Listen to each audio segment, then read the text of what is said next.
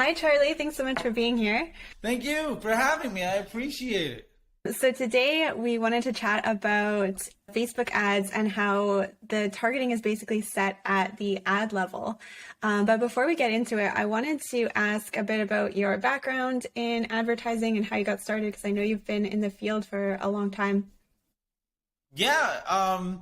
So first off, thanks for having me. I'm super excited to be talking about this stuff. I'm a bit of a nerd. This is the kind of thing that I literally I dream about it. I wake up in the middle of the night and I literally can't think about other things. So it's nice that I got to find a passion. So a bit about where I got started. I was a touring musician 15 years ago or longer, and I got really good at promoting my band on tour and coming home with money.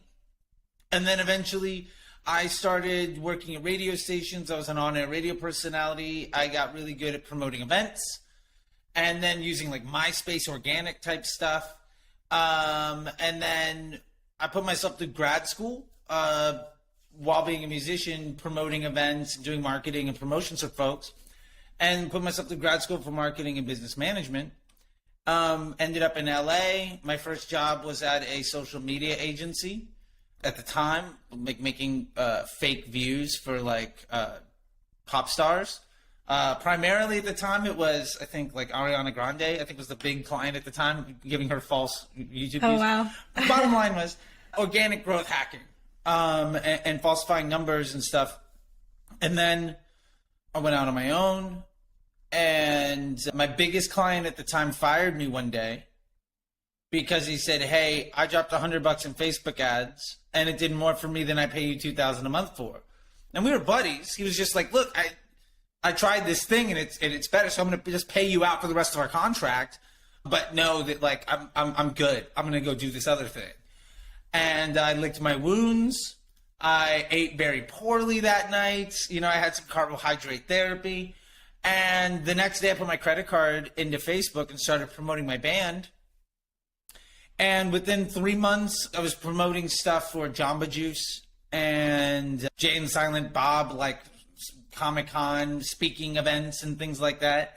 And then within 9 months of that, I was a supervisor at Omnicom, managing $1 million daily budgets.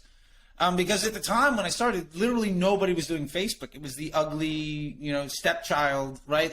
It was the thing that nobody really wanted to do because everybody knew email and everybody knew Google. And so I was the one person that had any spend. I had 9 months when the average person didn't even know you could do it. Again, just out of luck, right? I had a client that was ahead of the game. They fired me. I dove into it. And that was 2013 that all of this stuff started. So by the time 2014, 2015 rolled around, I was managing $1 million daily budgets for international brands at evil, faceless conglomerate ad agencies, managing big groups of people. And because I was very early on in the Facebook game, I remember after about 6 months, Facebook introduced the Facebook Pixel. 6 months after me having these 7-figure budgets, to actually have conversion campaigns instead of just being a pay-per-click network. Nobody else wanted to do it. So when Facebook came to the ad agency to try to pitch, advertise on Facebook, I was both the most experienced person in the room, and also because of my MBA and just the way that I was raised, my parents were both computer scientists, I was really, really good at conducting case study research, empirical data analysis and studies. So every time they came with a giant coupon of, "Hey, we want to test this brand new product, lead gen. We're going to try to do this crazy idea of a lead gen ad unit." When they were like, "Hey, we'll give you $5 million to test this. Who do you have?" I was the only person in the room that could raise their hand. So I did. And so long story short, after years of that, I got to know everybody at Facebook that was leading the engineering and the product team. I brought DPA to market and was behind a lot of the testing around CBO and advanced matching, primarily just because at the time I was 3 months to 6 months ahead of anybody else, which meant, I was 2 generations earlier than them because of the cutting edge of tech. And because of my education, I had the ability to give their research team actionable feedback, and we just had this great relationship. So over the last 9 years or so, I've now gotten to the point of a couple $100 million in spend. My students and clients have done well over $1 billion in revenue. And I've just had the luxury, by luck and preparation, to be in the right place at the right time, the right person to raise their hand and say yes, to be a part of a lot of how the Facebook ad platform was put together and what it looks like and how it behaves now. I'm not going to take credit for what it's doing, but I will say I was there at a lot of the pieces and understanding how to use it and to give that feedback. I was one of a handful of people that was there at the majority of the step of the way. And that's kind of brought me to where I'm at now, which was, having gone through agencies and client side and teaching over years and years. I'm now at a place where I just try to spend my days helping people get the support that I never had, because I'll put it like this, and then I'll finish with it. At my job, when I was at that ad agency running $1 million a day, if I didn't know how to do something on Facebook, most people, when you don't know how to do something, you go to your boss. You say like, hey, look, I tried, I researched it, I did the best I can you help me out? My boss literally took out her headphone, told me to check my job description, put her headphone back in and went back to work. And that was the level of support that I got. And that stuck with me. And so to this day, I just really want to help people learn from the experience that I've had, because I think there's been a lot of folks that don't necessarily understand things, but are very magnanimous, and there's a lot of bad advice out there that's really popular. And that's one thing that drew me to you, was you were saying something that I find to make complete sense and I completely agree with, although is sometimes seen as wildly controversial because it doesn't necessarily agree with whatever is the, common du jour, strategy of the day. And that was really appealing, which drew me into you. Yeah, so this idea that kind of the creative is set at the ad level, why do you think it's so controversial for so many people?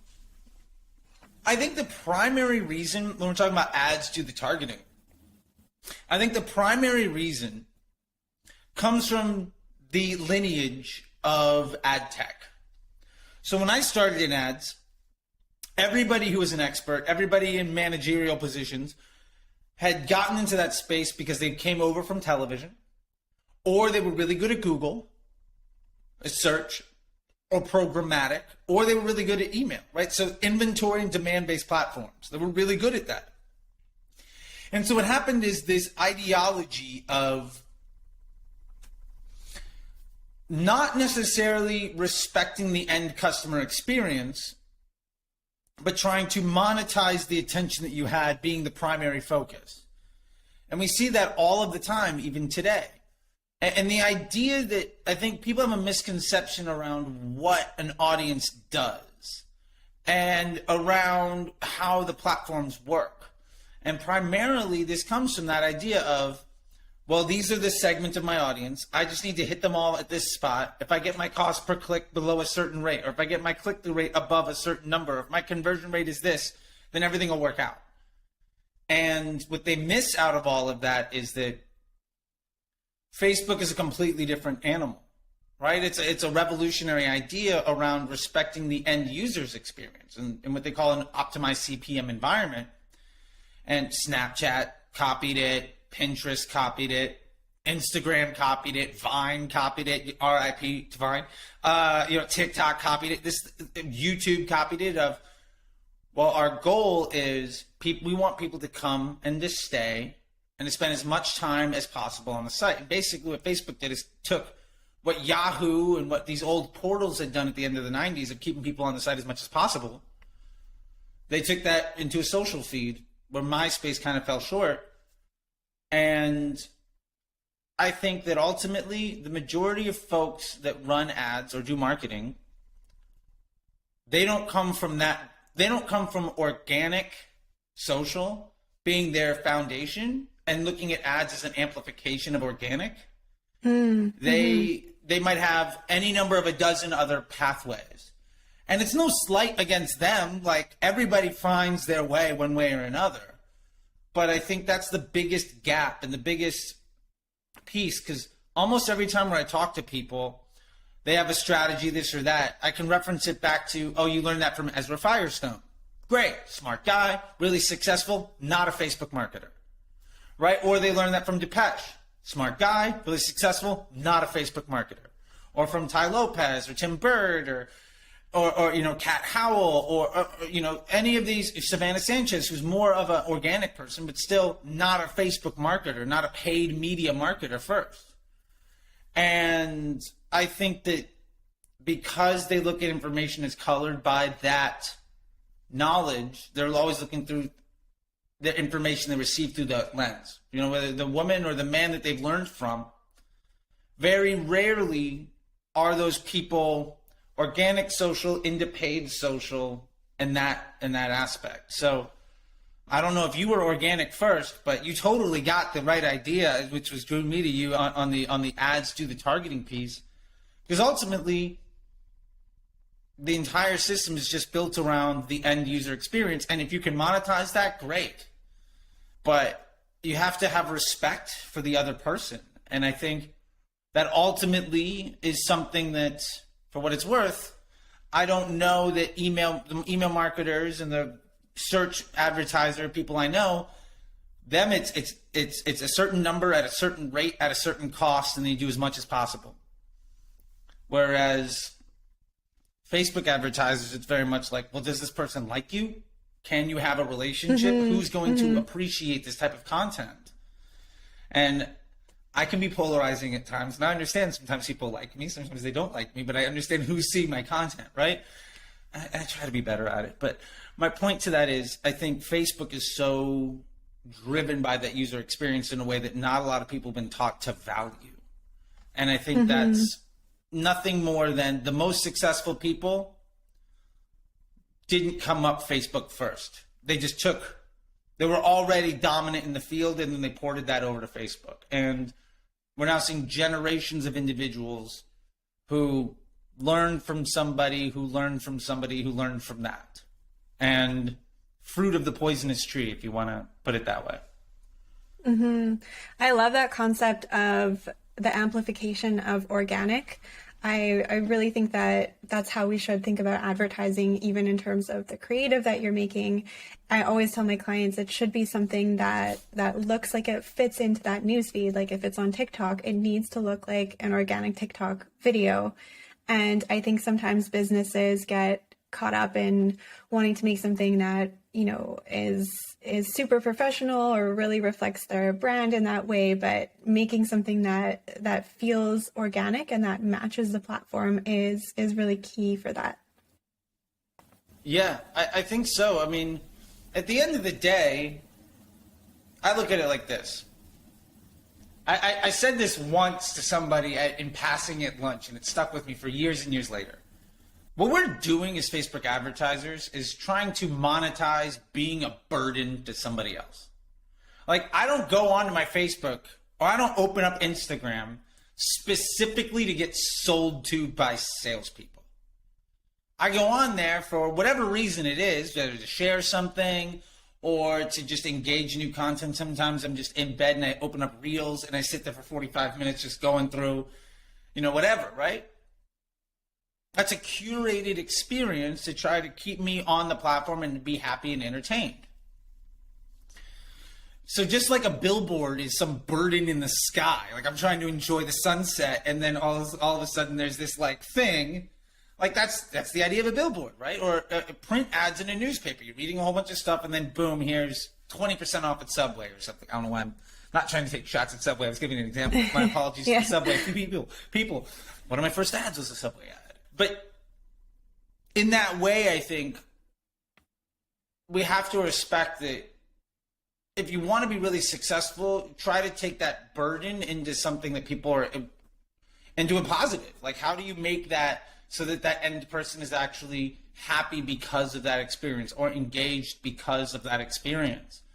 And I think there's a responsibility that we have to those end people. And I think Facebook, especially in the last couple of years, has really been has really turned the screws on making that more and more and more important, which ultimately has led to the success and failure of a lot of advertisers because of what they've chosen to prioritize.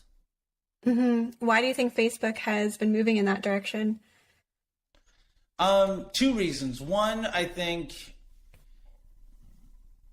there's a lot more competition for social media space. So as an app, as a resource, they need to get better and better, right?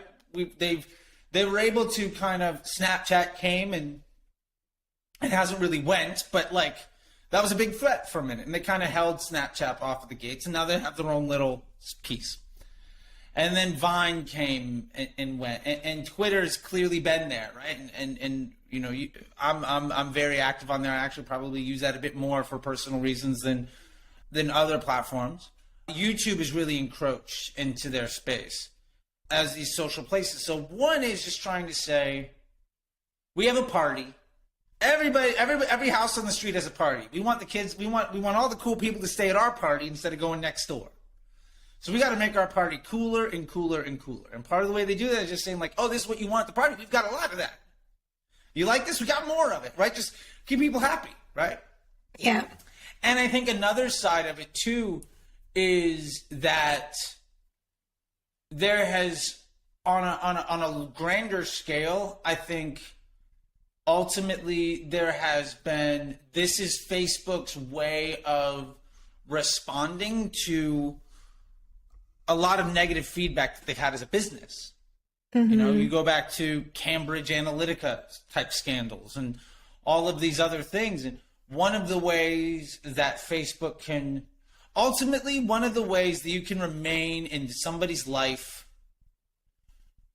and you can remain a valued member of the conversation, or Facebook is run to your home on a regular basis, right?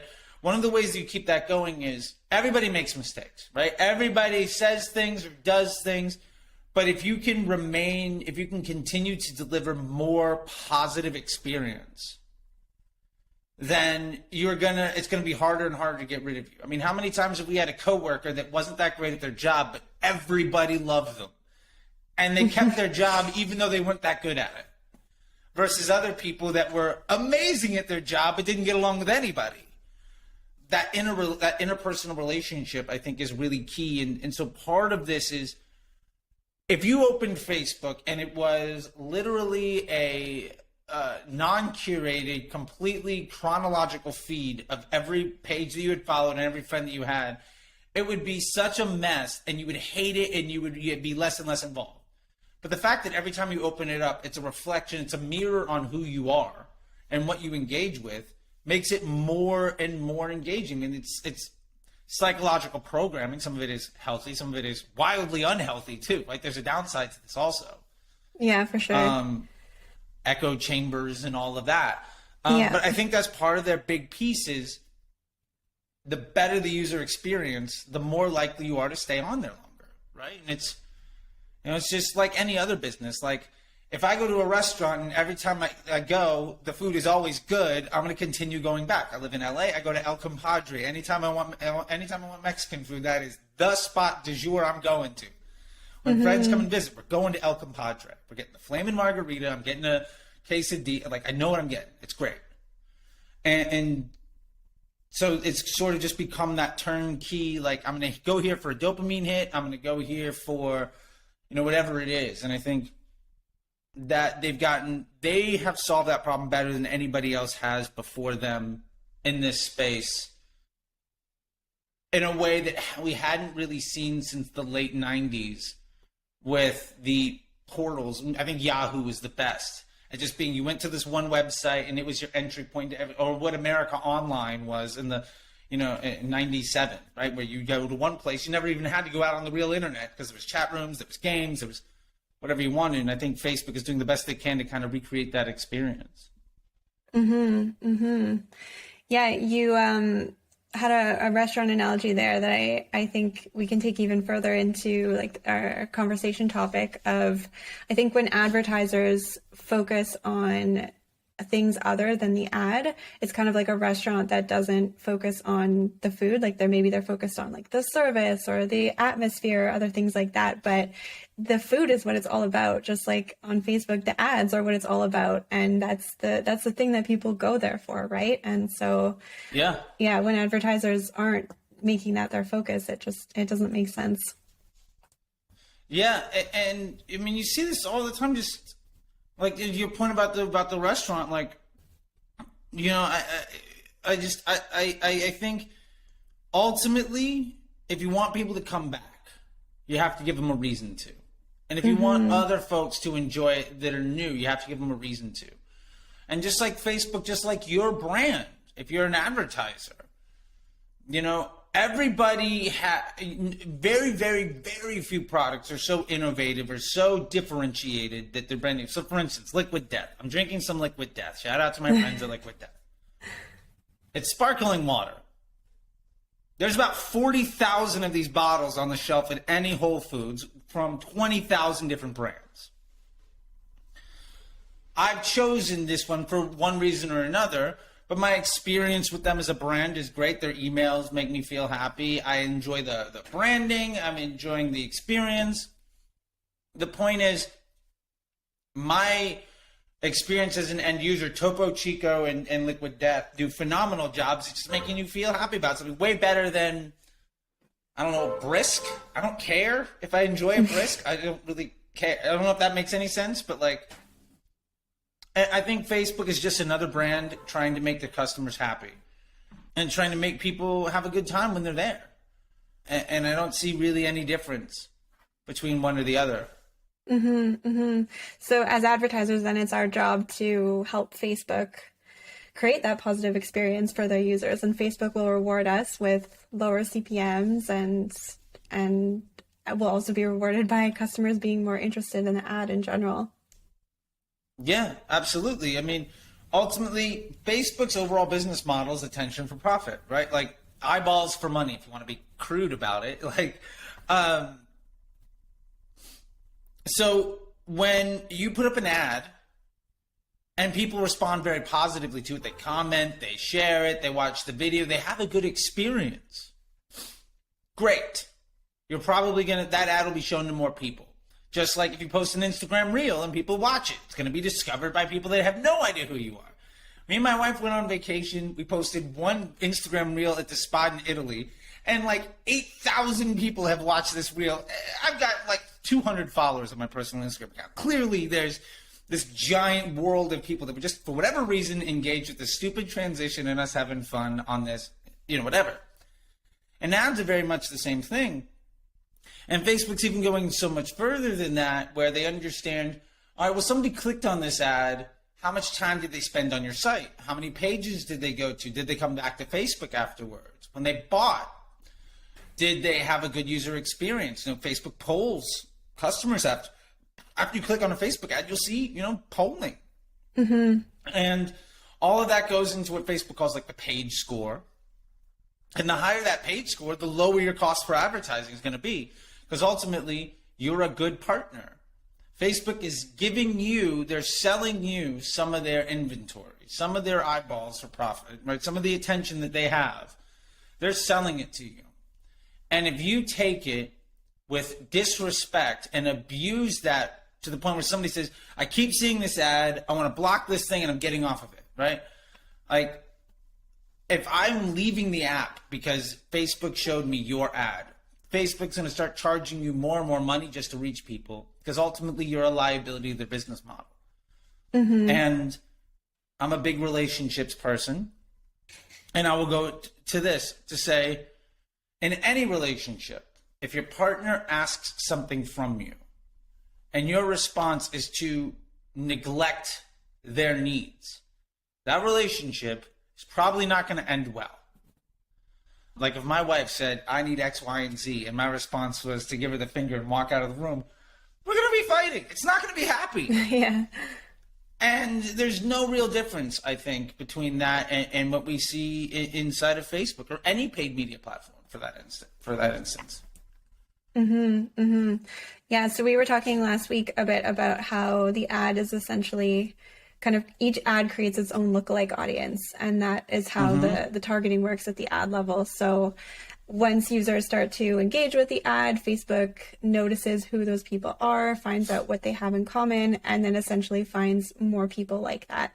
So in that way, the algorithm kind of learns who's engaging, what type of person is engaging, and finds more people like that. So do you have any tips on how to actually make creative that reaches the right people? Yeah, and I love the way you put that, the ad making their own lookalike. I've been saying that for years, and I think that is absolutely dead on, because, hey, if I'm in a room with 50 people, if you've ever done like door-to-door sales, or you've ever been like somebody on the street, like I was a door-to-door salesman for like Safe Light Auto Glass, like windshield replacement, like in Florida in a suit in the summer. It was terrible. But I've done that, right? And I've also been in Little League selling candy to people. And eventually you find out these people are going to probably say yes. These people are going to probably say no. And you get better and better at that. Facebook is just a salesperson figuring that out. And so when you're trying to figure those things out, one of the things is that I really focus on what we're taught about, like interest groups or audiences or customer profiles or people that we want to talk to.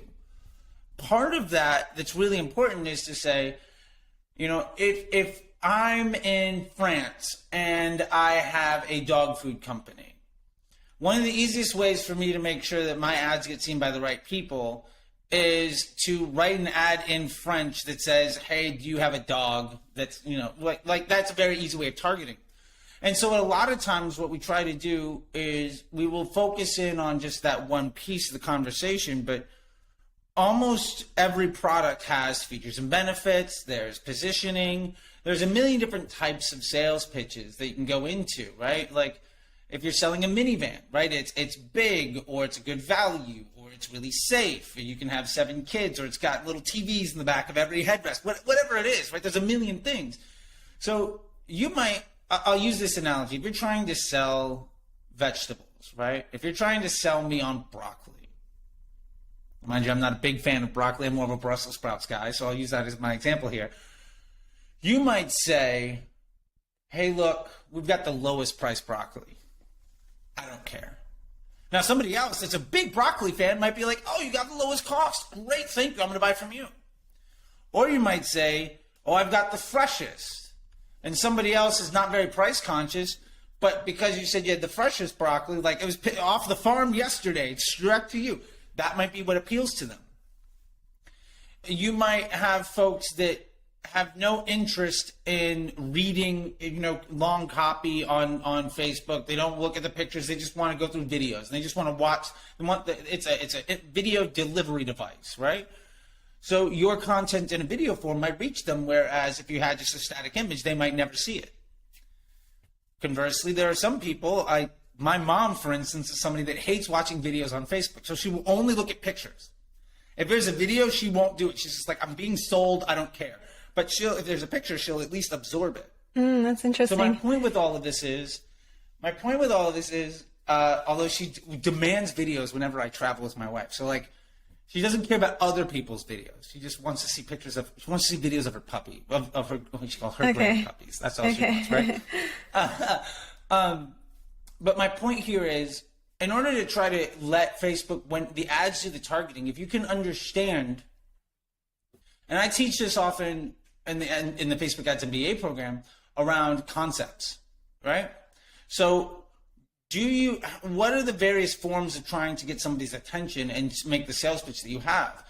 One of the biggest things that I see people say is, well, I have an ad, I'm just going to make 5 ads more that are exactly like it, and I'm going to be able to scale my business. And my argument is, you've got it's the safest minivan on the market sales pitch. Now you can say that 12 different ways, but if it's 35 grand and a family has 30, they're never going to buy. So you have to come up with a different angle, right? You have to figure out, like, if they're not interested about safety because they're all safe, but they want to put 7 kids in there, or they want the lay flat seats, or whatever it is. If you're not able to overcome that person's objection or get their attention, then that ad doesn't really scale. So you can scale your efficiency inside of your little market, but ultimately those lookalikes, and a way to think about creative and appeal to more people is try to think of my ads probably all appeal to roughly people that look and behave like this. How do I appeal to somebody else? And the last analogy with this that I'll make and try to move on is, like when I was running Jamba Juice, we had a really big point of the brand was convinced that their target customer was, they put all their Jamba Juices next to colleges, and they were convinced that it was like a health conscious college student that didn't have a lot of money that wanted to be on the go. And what we found through market research and some ad tech and serving was that was 20% of their customers.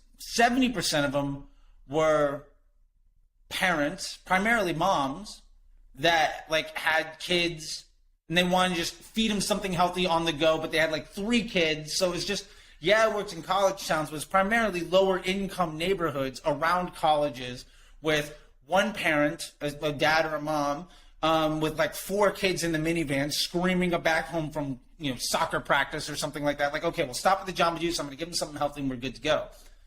But the point is, once they started to appeal to those types of customers, they were able to massively expand their business. And so the point here is to understand who are you currently appealing to and how do you sell to somebody completely different.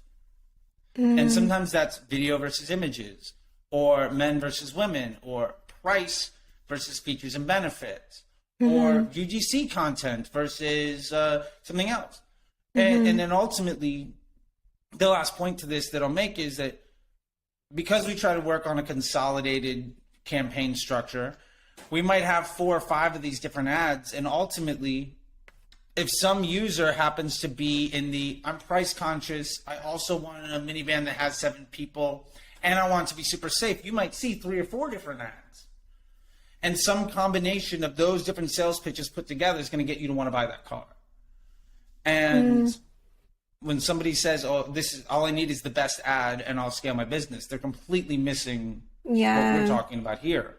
It's the Venn diagram of all the lookalike audiences. Where do the circles overlap? That's where you're going to get the easiest conversion. Yeah, totally. Yeah. When people think that one ad is going to scale them, it's like they're not considering that different people resonate differently with different ads.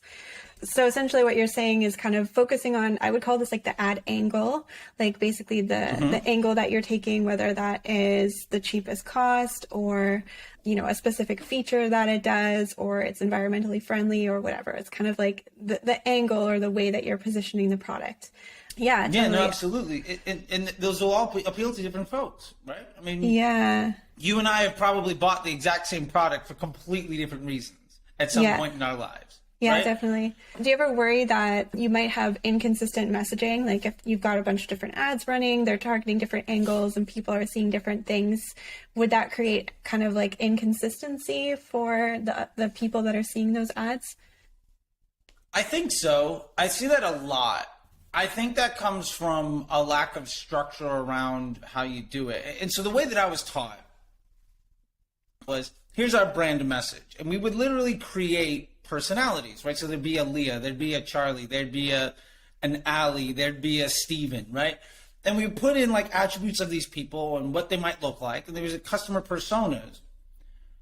And we would try to sell to each one of those customers, but ultimately under the umbrella of this is what the brand is. And when you have a very clear brand identity, then you don't get too off topic with the conflicting nature of things. And I think one of the biggest sources that people have with the conflicting nature is they're trying to sell too many things, right? So most big businesses that I've seen be successful, or small businesses that have grown, come around a flagship identity or flagship offer, or flagship product, right? 1 or 2 things they can spend all of their money on to scale the rest of their business. And everything makes sense because the people coming in are you're solving this one problem and then you're expanding on it. When you try to solve a bunch of them, it becomes really, really easy to have a conflicting nature, right? I mean, one of my brands that I'm a part owner in is a women's clothing brand, like a shapewear brand. And one of our biggest competitors at one point is trying to be appeal on a very aesthetic nature, and at the other point trying to appeal on a very like shapely thing. So they have this big conflict of some of their models have what I would consider wildly unrealistic body types. And then other models are the every person, but there's a big miscongruency in that messaging. And so half the time, you know, I did some test buys with them. And if you buy the shapewear, then you see you also see messaging for like, you know, these supermodel body types. It's like, there's no way I'm ever going to buy any of this stuff. But you got me because of like the cami shapewear, like compression, whatever. And it's just, that brand is struggling because they don't have an identity. Mm-hmm. And I think that's the biggest point. Yeah. I think of it the same way. When I work with clients, I always look at what I call the core benefit, which is kind of like the main benefit that the product has that appeals to everyone, and then make sure that each angle that we're testing still has that messaging of the core benefit so that we can have that kind of cohesive message that runs through all the campaigns. Yeah, I mean, at the end of the day, most brands have one unfair advantage on the marketplace. One thing that sets them apart from the other people, or they're completely ignorable. So I love the idea that you're trying to make sure that that one single identifier is present in all messaging. Mm-hmm, you know, I mean, Nike has the Just Do It. They got a million different ads that appeal to a million different products to billions of people, but there's this ethos that goes into everything. And I think that that's really key. Yeah, definitely. So I know that as part of what you teach, you talk a lot about broad audiences and not using a lot of like interest targeting or things like that. Do you ever have clients that, or would you ever recommend that someone, you know, you talk about all these different angles, would you ever recommend that someone create separate audiences for each of those? For example, if you're promoting an environmentally friendly angle, would you want to market that to a sub audience that has more specified targeting than broad? I generally don't, and I haven't for years. And I'll be honest, I fought that tooth and nail. When CBO was in development, I had what I call bucket-based CBO, which a lot of people know as cloud CBO from Tim Bird. They may or may not have come out in around very similar periods of time, and I may or may not have been in an audience when he introduced some of that stuff, and I may or may not have known what some of the slides were going to be later on. Either way, I was a big fan of custom messaging for a bunch of audiences, and I micromanaged everything, and I worked really hard, and I believed in that wholeheartedly, and I knew that by force of will, if I worked harder, I could make more money, and it was really empowering. But at some point, there's a law of diminishing returns. Like, I can't work 30 hours a day. I can't be on top of 200 ads. And ultimately, I think hard work is valuable. But Facebook is the thing that's doing the hard work. You're its manager. And so if you have an employee that's working really hard and then you work really hard to micromanage everything that employee does, the likelihood of that employee being any good at their job or happy with their job or sticking around is pretty low. And so my point to that is ultimately, I don't think most brands are in a spot where they have the luxury of trying to itemize out every bit of messaging that they have. Most brands wish they could spend more. And what that means is that you're probably not taking advantage of the opportunity that you have right in front of you. Very few people have saturated the entire audience of, like, my wife owns a Pilates studio. So has any brand reached every Pilates student in the United States? The answer is probably no.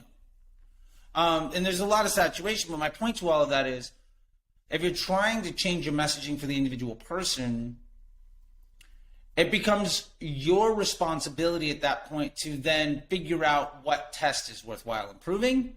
Like, is this ad working better because it caught a good audience, or is it because it's the third round of testing? Does that deserve more investment than something else? Is that ad set doing better because it's had more spend, because it's been alive longer? Or is it doing better because that ad is better? Because there's all these questions that ultimately the answer is you have no way of knowing. And instead of trying to go down solving all of these effectively impossible to solve questions, if you focus on the way I do testing is I will test by concept. And I will very much try to have every test is solving a business problem. Do I want to get more efficient at my lowest cost? Or do I want to, going back to the minivan example, do I want to get more and more efficient at saying our minivan is cheaper than everybody? Or do I want to get more efficient at saying our minivan has lay flat seats and great features and benefits? Or do I want to say I've got those two things down, and what I really want to do is scale the people that I appeal to. So I'm now going to have messaging saying, hey, we're also the safest. And that will, at the same time, bring in new eyeballs, because some people don't care about price or don't care about the lay flat. They just want the safest minivan. And also, it will help the other two sales pitches by giving another validated angle and an option for an impression of an ad, because ultimately, a Facebook user might see a dozen ads from somebody before they ever even click. And so they might see different ads from different ad sets. And my biggest focus is every ad set is a bifurcation of data. So the more data you can have in one place, the smarter that thing is. The more experienced your salesperson is, the better she's going to be at making a sale. So my focus is, let me give her the best possible sales pitches, and I'm going to test to say whether or not, let's say she's a telemarketer, do I want to give her a new script that's better at closing this customer, or do I want to give her a new script that's good at closing a customer that she might not be talking to yet? And every test is either getting more efficient or appealing to new people. And then I'll just let my salesperson do their job. And when I've taken that approach, every time I've taken that approach, even though I fought it tooth and nail, I did better than me trying to micromanage my employees, which took me about 6 months of eating humble pie and about $10 million of Facebook ad spend to finally just throw my hands up and be like, all right, I've got to relearn everything. Yeah. It's so appealing, this idea. It was fun. Okay. Yeah, it's so appealing, this idea that we can, have that much control over things and really optimize. And I think advertisers get excited about that. And it is fun to think about different messages for different audiences, but I agree with you that it's just micromanaging, and you're not allowing the algorithm to really do what it does best. Yeah, and the other point to that I'll say to people, and I just did a thread on this yesterday, today. I just did a thread on Twitter about this. Either way, it was about, is that worth your time? Mm-hmm. Right? So incremental lift in your business is what's important. So a lot of people focus on trying to make their Facebook ad as good as possible. My question is, if you're worrying about audiences and worrying about ads and trying to hack all of this stuff, is that more or less important than figuring out how to make sure that you understand the relationship of, if I spend more money on Facebook, does that lift my Amazon, my Google, my email, my revenue that I see everywhere else? And then ultimately, how do I best create an environment to improve my site's conversion rate and the AOV of my customer, the LTV of my customer, and that customer relationship? There's only so many problems you can try to solve for. And you can't test what happens after the click if you're testing how to get a click. So you can't test a million ads and then also do a landing page test. Because if you've got 20, 50 ads out there, you can't say, well, I did a landing page test and dark mode won over light mode. Well, you also had a million different things of a million users coming from completely different experiences. That test that you're running after the click is completely useless. So you can make small changes to improve your Facebook ad account. That's great. But I had a boss that told me this. It's like, you can't move mountains if you're worrying about the pebbles, right? Like, if you're trying to hack an audience, what that means is you're not improving the customer journey. Like, there's no way you can do all of these things at once. One of these might have a 3% change in your business. The other one might have a 300% change in your business. Which one of these things is really worthwhile? And ultimately, you've trusted you've decided to hire Facebook as an employee because you trust that they can do their job. Your job is to give them the best tools so that they can go out there and do their job. You keep it simple, and you let it be stable, projectable, and effective. And then you maximize the value of it. until you go back to it and you say, all right, I figured everything else out. Now I'm going to make this better. And when you do that, that's how you take a struggling $3 or $5 million business and you make it a $100 million business. I've done that more than a handful of times, of taking folks that are struggling a 6-7 figure and having 8 or 9 figure exits. And the vast majority of what they all have in common is focusing on thinking bigger and thinking bigger and thinking bigger and trying to stop solving. Just because there's a million different buttons you can click doesn't mean that you should touch any of it. Right? Like, I'm sure my car has 20 options that I've never once used. I know I have a Kia. I know it's got the heated seat because my dog hits it every time he walks in to the car, and it's got the autopilot mode, and that's about, and Bluetooth. Other than that, there's probably a million things I paid for that I'll never use, but it does the job. And so that's, I think, allocation of resources is wildly undervalued. So why does Facebook have interest targeting?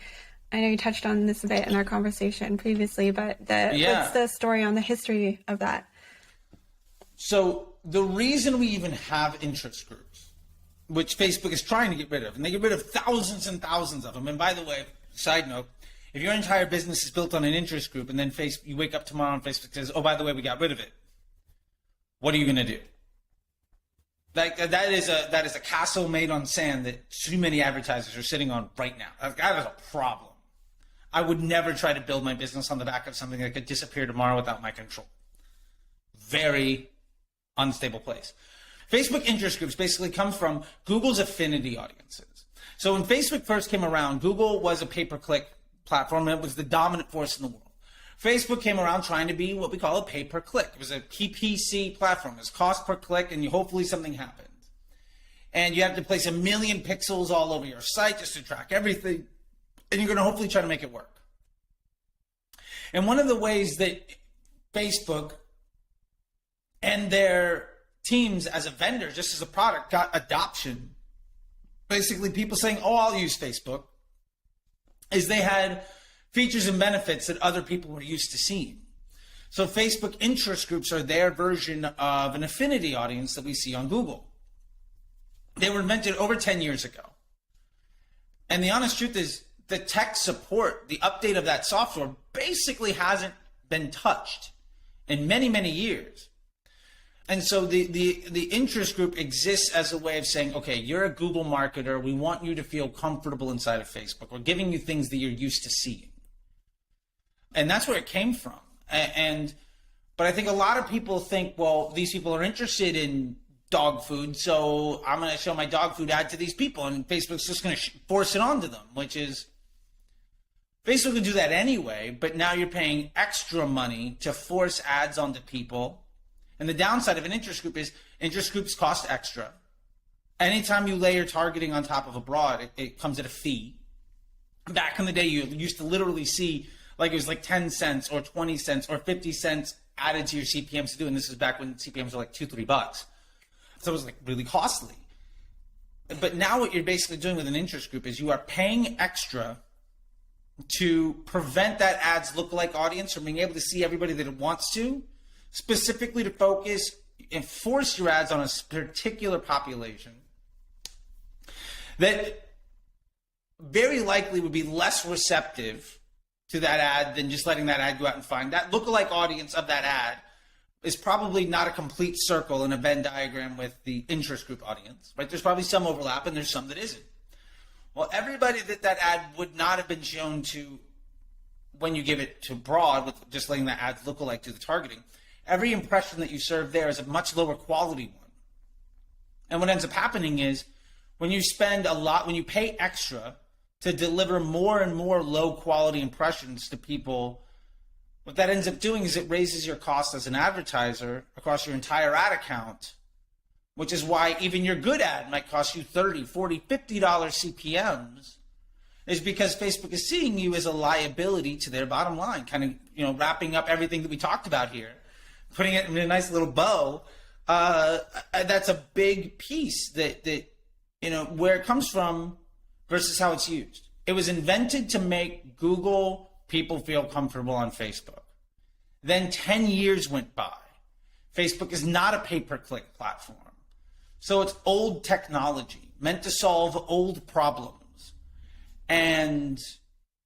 But again, because the people that were really good at Google and email were the first people that were big thinkers inside of Facebook, those lessons continue to trickle down.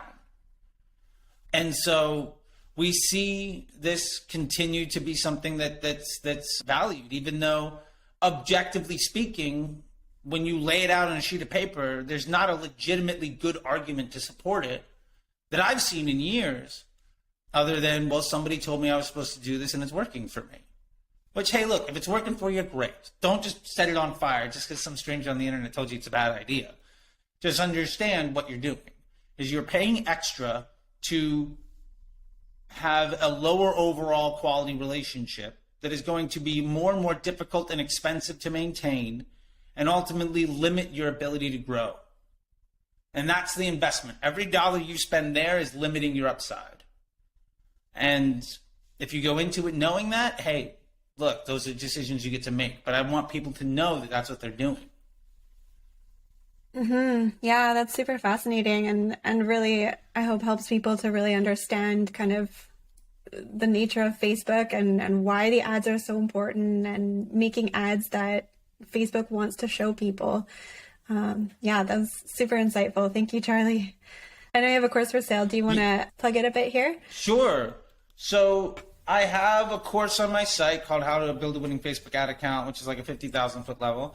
And more in depth than that, I have a program that I teach, which is 10 courses over the space of about 12 weeks, including one-on-one time with me as needed, weekly group calls, and a community of people. And you have access to the community as well as that curriculum in perpetuity.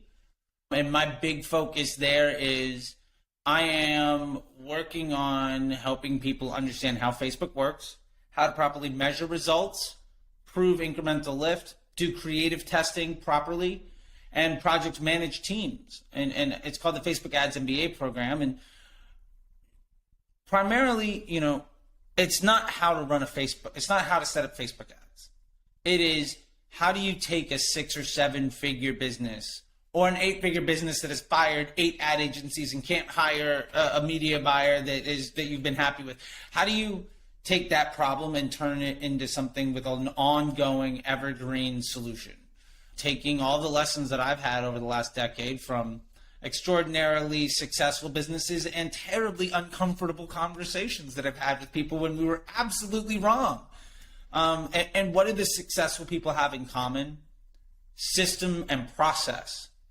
And then what do the unsuccessful people have in common? And why does the stuff that works work? Why does the stuff that doesn't work, why is that a liability? And ultimately, my focus with that is to give people the confidence to be able to execute properly, to kind of demystify a lot of this stuff. And it's great for really 3 kinds of people. Entrepreneurs, business owners that may have been unhappy with media buyers or ad agencies. They weren't happy with the results, and they just want to own that information themselves and maybe hire internally or get better at finding a solution for them long term. Agency owners that are losing clients and want to really scale their business by doing better work with a smaller set of clients instead of relying on their sales team to provide more and more clients to overwork and underpay poorly trained media buyers, which is the business model for sadly a vast majority of agencies. And I've seen that more than a few times, and I've helped a lot of those people. And also freelancers, people that have gone out on their own that want to do this for a living. How can you install a system and a process that, regardless of the vertical, teaches you how best appropriately to think like a CMO, use Facebook as a market research and intent creation device, and ultimately improve your transparency, communication, and accountability? Because those are the things that really separate somebody who is paid to hit buttons and hopefully spend a budget and prove that they paid for themselves. What separates them from somebody who can name their own number to work with a business because the employees at that business get to go home at 5 o'clock and see their family because they're not there all night because you're providing that opportunity. And that is my why at the end of the day. I've been in the hustle porn culture, like, you know, where like if you left before 8 o'clock at night or you showed up after 9 a.m., like you were shamed. And I've seen businesses struggle, and I've seen what that does to people's hopes and their dreams and their families. And I just want to provide an alternative solution for people to have the resources to never have to face that issue again, and instead be in a position of opportunity. Like, when maybe your issue is you need to go out and get more funding, or you have to hire 3 more people, like these really awesome problems.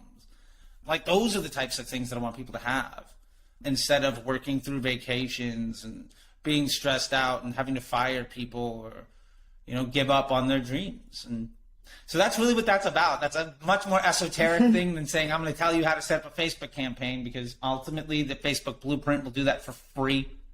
I'm here if you're ready to take that skill set and turn it into something much more. And yeah, sounds like a great program. My days are filled with happy people. I have the luxury. I say this: if you want to have self-esteem, do esteemable acts. And my days are filled with helping people be happy, and that makes me sleep like a baby most nights. That's great. So where can people find that? I have regular webinars that go through my process of that, and you can sign up for any of those at apply.facebookdisruptor.com. You can see those webinars. You can't just sign up for the program. I interview everybody. If you want to reach out to me, I'm literally everywhere. My handle on everything is @CTTheDisruptor.